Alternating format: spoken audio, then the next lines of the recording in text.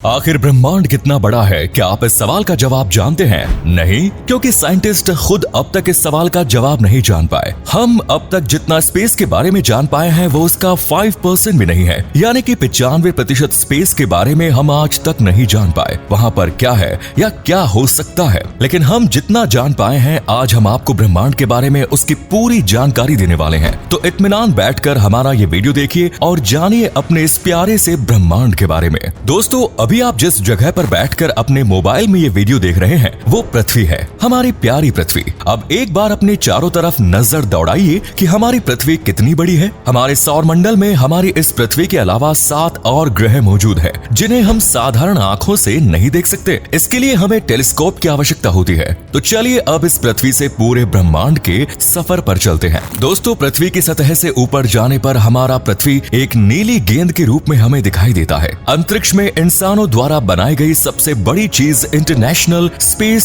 Station है, जो कि पृथ्वी की सतह से लगभग 400 किलोमीटर दूर स्पेस में पृथ्वी की लगातार चक्कर लगा रहा है। इस सफर में आगे बढ़ते हुए अब हम चंद्रमा की सतह पर पहुंचने वाले हैं। यह देखिए, चांद से पृथ्वी कैसी दिखाई देती है। दोस्तों, चांद पर आज भी यहाँ आने वाले सभी एस्ट्रोनॉट्स के पैरों के निशान बने हुए हैं, क्योंकि चांद पर वायुमंडल नहीं है। चांद की सतह पर बहुत बड़े बड़े गड्ढे मौजूद है, क्योंकि कई लाख वर्षों तक चांद की सतह पर अंतरिक्ष से उल्का पिंडों की बरसात हुई। अब हम पहुंच चुके हैं शुक्र ग्रह पर। शुक्र ग्रह को पृथ्वी की छोटी बहन कहा जाता है, क्योंकि इसकी काफी संरचना पृथ्वी से मिलती जुलती है। दोस्तों, शुक्र ग्रह पर हमेशा ही बरसात होती रहती है, लेकिन यह बरसात पानी की नहीं बल्कि खतरनाक अम्लों की होती है। शुक्र के वायुमंडल में हमेशा बादल छाए रहते हैं जो सल्फ्यूरिक एसिड के बने होते हैं। शुक्र ग्रह का वातावरण भी जीवन के लिए अनुकूल नहीं है। चलिए अब यहाँ से आगे बढ़ते हैं। ये है बुध ग्रह, जो सूर्य से सबसे ज्यादा नजदीक है। बुध ग्रह का तापमान दिन के समय लगभग 400 डिग्री सेल्सियस से ऊपर होता है, जबकि वहीं रात में इसका तापमान -170 डिग्री सेल्सियस से भी कम हो जाता है।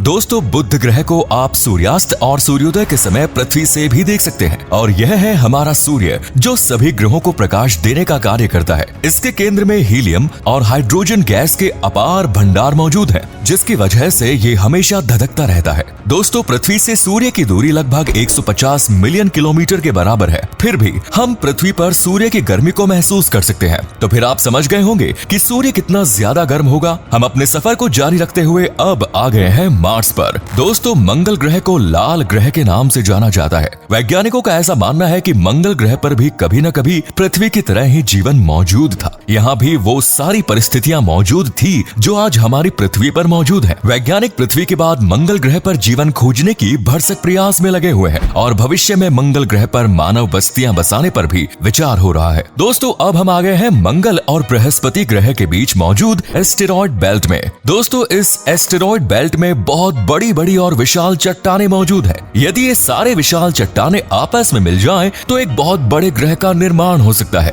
लेकिन बृहस्पति ग्रह की ग्रेविटी के कारण ये सारी चट्टानें आपस में नहीं मिल पाती। इन्हीं एस्टेरॉयड में जब कोई एस्टेरॉयड दिशा भटक जाते हैं, तो हमारी पृथ्वी के कक्षा में प्रवेश कर जाता है, जिसे उल्का पिंड कहते हैं। पृथ्वी के निर्माण के बाद पृथ्वी पर कई करोड़ों साल तक लगातार इन्हें उल्का पिंडों ने बरसात की थी, और पृथ्वी पर पानी भी यही उल्का पिंड लेकर आए थे।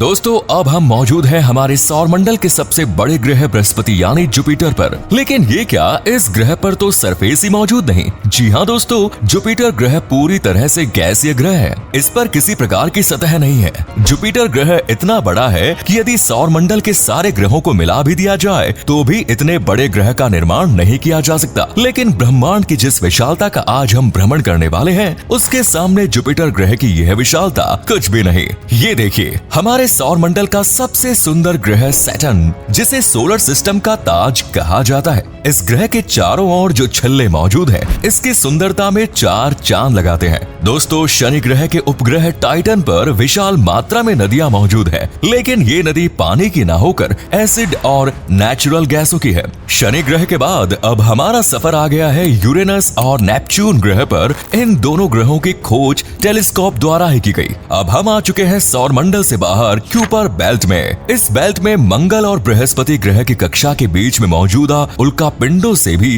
कई गुना बड़े उल्का पिंड और ऑब्जेक्ट्स मौजूद हैं, जिनकी खुद की अपनी ग्रेविटी है। इस समय हम मौजूद है पृथ्वी से 13 बिलियन किलोमीटर दूर और जिस ग्रह को आप देख रहे हैं उसका नाम है सेडाना, जो कि वास्तव में एक बोना ग्रह है। ऐसा कहा जाता है कि यही वो आखिरी स्पेस ऑब्जेक्ट है जो हमारे सौर मंडल के बाहर भी सूर्य की परिक्रमा करता है। यह सूर्य की एक परिक्रमा लगभग 10,000 सालों में पूरी करता है। इस बौने ग्रह की खोज साल 2003 में हुई। दोस्तों यह क्या है? यह तो किसी मानव निर्मित स्पेसक्राफ्ट की तरह लग रहा है। अरे हाँ, यह तो वॉयेजर स्पेसक्राफ्ट है जो इंसानों द्वारा भेजा गया स्पेस में सबसे दूरी पर स्थित स्पेसक्राफ्ट है। इसका मतलब इस समय हम पृथ्वी से लगभग 19 अरब किलोमीटर दूर आ चुके हैं। दोस्तों यह है ऑट क्लाउड। ये स्पेस में एक सर्कल की तरह है। ऐसा कहा जाता है कि यह सूर्य की ग्रेविटी की आखिरी सीमा है। इसका मतलब है कि इसके बाद सूर्य की ग्रेविटी समाप्त हो जाती है। तो दोस्तों क्या आप सूर्य की ग्रेविटी की कल्पना कर सकते हैं जो इतनी दूर होने पर भी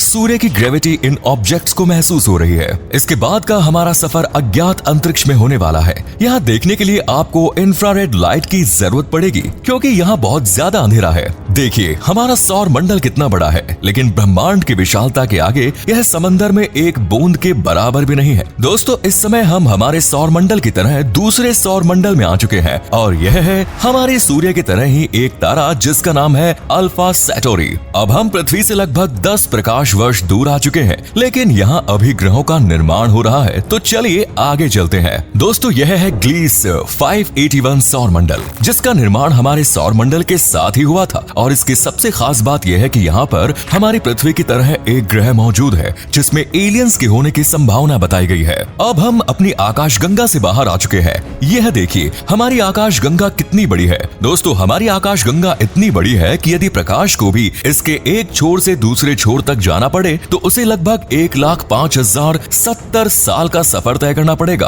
तो आप सोच ही सकते हैं कि यह कितनी बड़ी है। लेकिन रुकिए, ये तो हमारे ब्रह्मांड के सामने कुछ भी नहीं। अब हमारा सफर इंटर गैलेक्टिक स्पेस में प्रवेश कर चुका है। यहाँ तो हमारी गैलेक्सी की तरह ही बहुत सारी गैलेक्सियां मौजूद हैं। और यह देखिए, ये हमारी गैलेक्सी की तरह ही अन्य गैलेक्सियों का समूह है जिसे लोकल ग्रुप कहा जाता है। यह लोकल ग्रुप 10 मिलियन प्रकाश वर्ष के क्षेत्र में फैला हुआ है। अरे ये क्या, यहाँ तो बहुत सारे लोकल ग्रुप मौजूद हैं। इन सभी गैलेक्सियों के बहुत सारे लोकल समूहों को मिलाकर एक सुपर क्लस्टर समूह बनता है और ये है वर्गो सुपर क्लस्टर। इस सुपर क्लस्टर में 100 से भी ज्यादा लोकल ग्रुप मौजूद है। क्या आप इसमें अपनी गैलेक्सी को देख पा रहे हैं जो अभी बिंदु की तरह दिखाई दे रही है? और रुकिए आगे, तो ये तो आपको दिखाई भी नहीं देगी। वर्गो सुपर क्लस्टर लगभग 110 मिलियन प्रकाश वर्ष के क्षेत्र में फैला हुआ है और ये है लानिकिया सुपर क्लस्टर। इस सुपर क्लस्टर में वर्गो सुपर क्लस्टर की तरह बहुत सारे सुपर क्लस्टर्स मौजूद हैं। यह सुपर क्लस्टर लगभग 520 मिलियन प्रकाश वर्ष के क्षेत्र में फैला हुआ है। तो दोस्तों ये था हमारे ब्रह्मांड का सफर, लेकिन ये हमारे सफर का आखिरी पड़ाव नहीं, क्योंकि यह केवल आज तक रिसर्च में खोजा गया ऑब्जर्वेबल्स ब्रह्मांड है और इसके आगे भी हमारे ब्रह्मांड के होने की पूरी उम्मीद है। तो दोस्तों कैसा रहा आपका ब्रह्मांड का ये सफर? कमेंट्स में जरूर बताएं। अपना कीमती समय देने के लिए धन्यवाद। जल्द मुलाकात होगी नई वीडियो के साथ। धन्यवाद।